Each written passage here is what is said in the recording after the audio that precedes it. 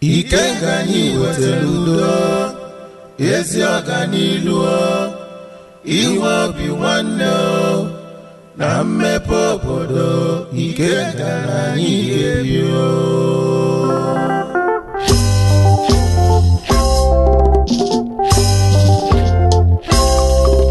ndị Ikenga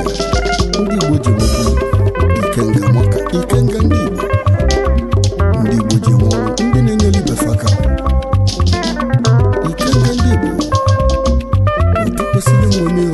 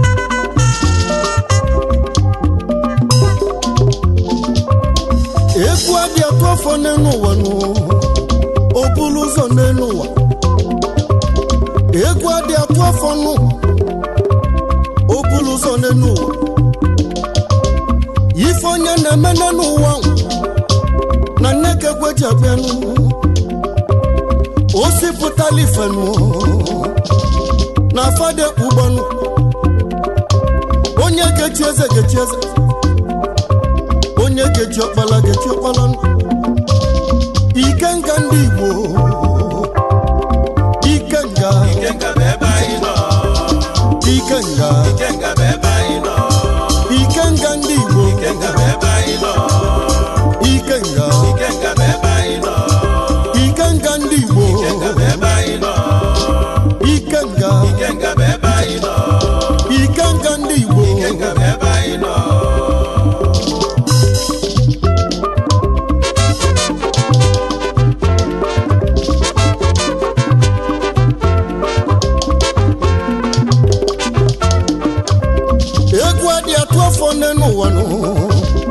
obulu ụzọ n'ụwa Ikenga ndị Igbo Ikenga maka otu kwesịrị nwe minu ndị Igbo jibili ndị obodo jibili Ikenga ndị Igbo Ikenga bụ ụzọ ebe ndị ọzọ kpezi azụnụ Ikenga maka ndị nwere ego juru ejunu ndị nwere amamife ndị obodo jibilinu ndị ụwa ji emanụnụ ndị jiri echichi ka nkụnụ ndị nwere amamife Ikenga ndị Igbo Ikenga maka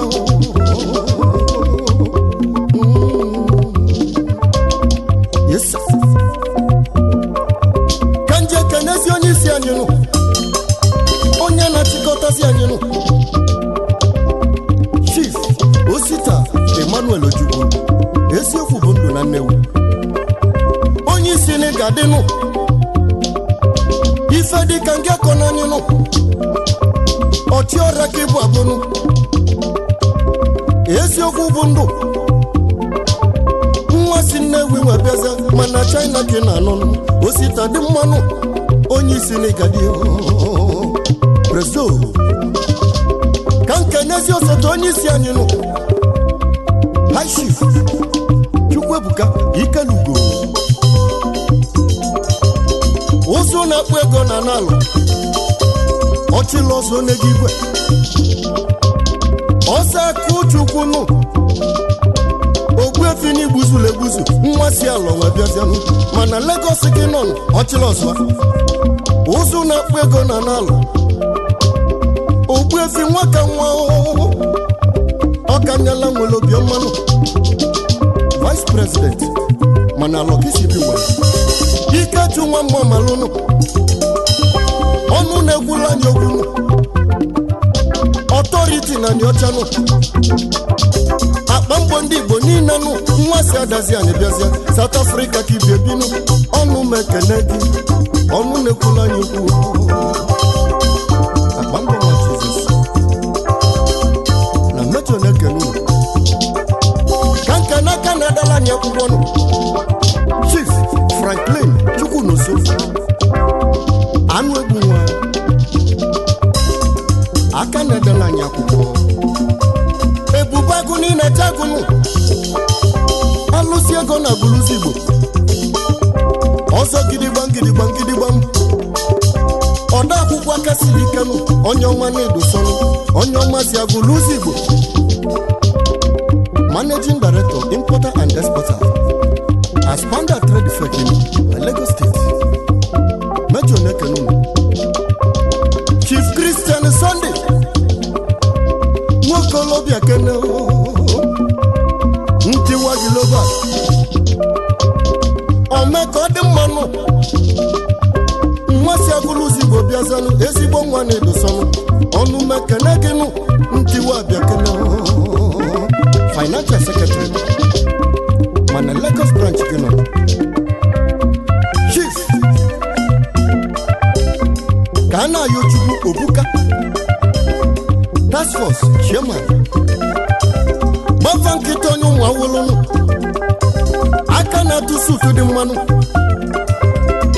Chairman Task Force Gbafa nkịta ụmụ awolo mana China branch gịnụ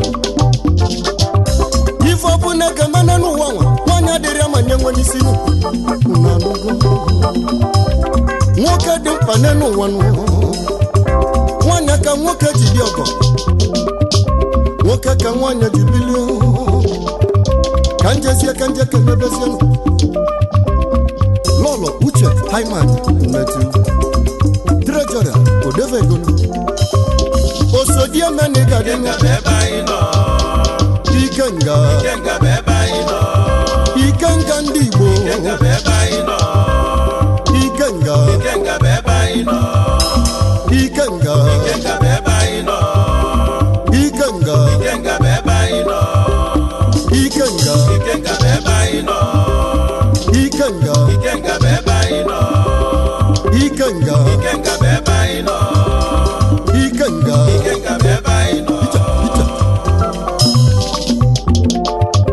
Nnanna Nwobi Egwu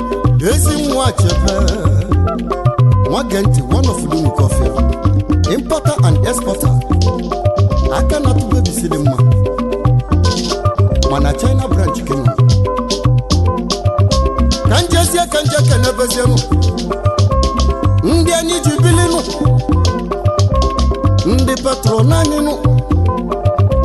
ndị nna papa anyị ji nna kalesie Chief Afam Obi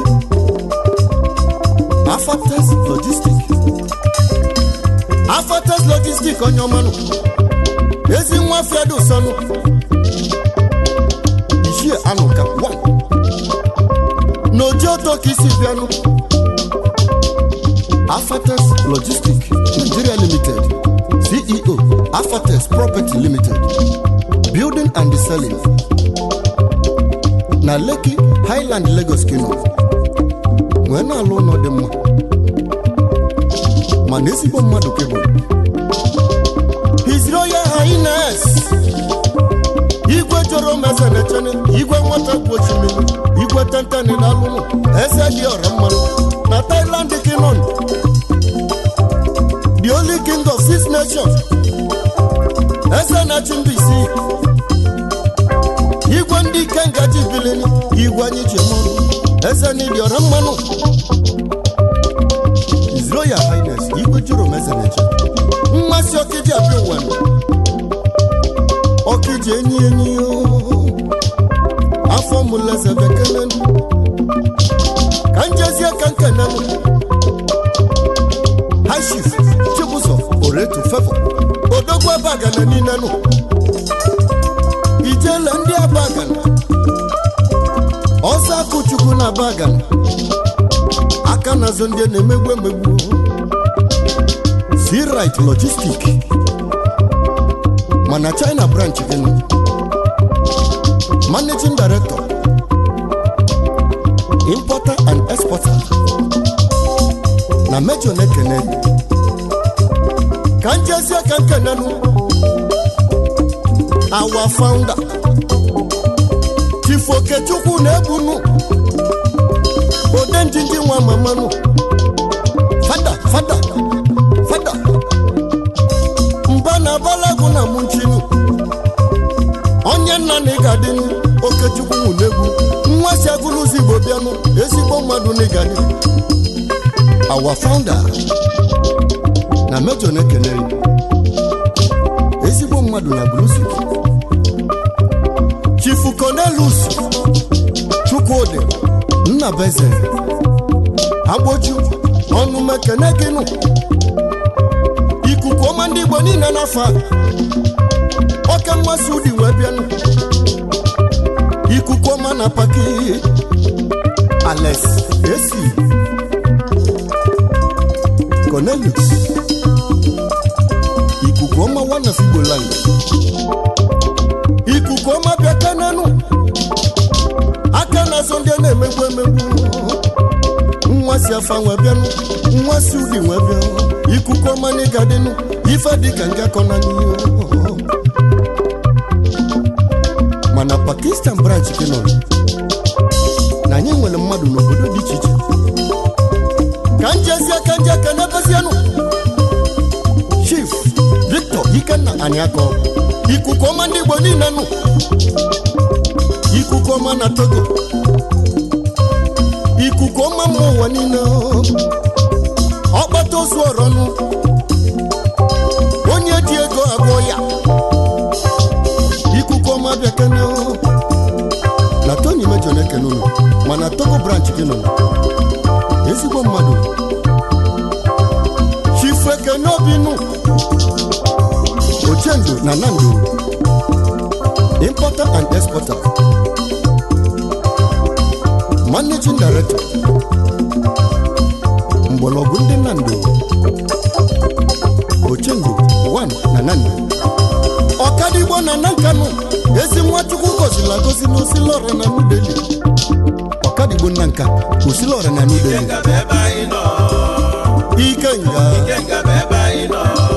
Ikenga ndị Igbo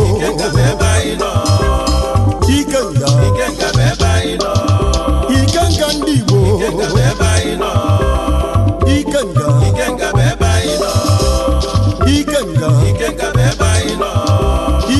ndị Igbo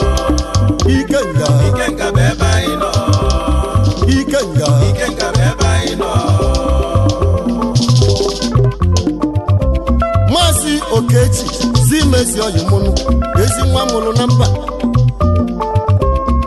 Zima Nwasi Umuze Nwebiazenu CEO Zima International Nọnụ mekene Obinna Nduluenu Icheku Ugomma Nwasi Ukwa Nwebiazenu The only child of God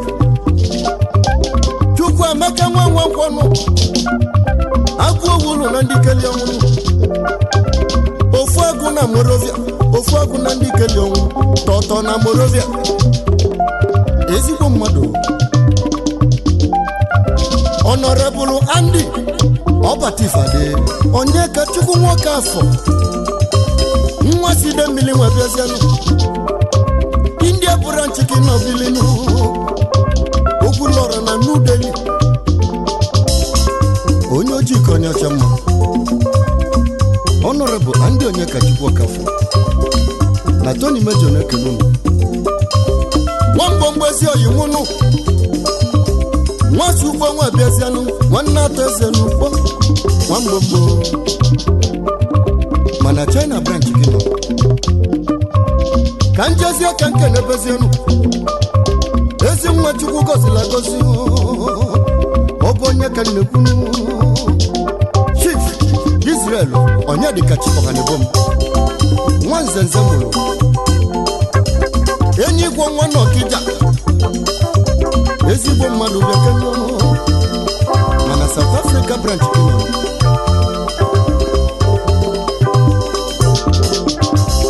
Ikenga beba ino